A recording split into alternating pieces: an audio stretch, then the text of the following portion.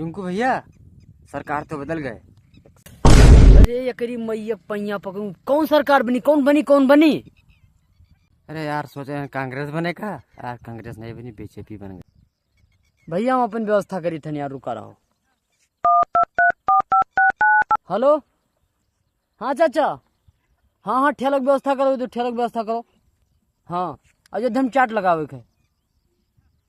हाँ रिंकू भैया हम को अपने ठेला में रख लियो भाई, इज्जत पानी तुम्हारे ना थी। अरे जानते हो हमारा कितना इज्जत थी भाई, रख लियो हमारे 2 पैसा कमाई खाई। अरे रिंकू भैया, ठेलावा कहाँ लगेबो?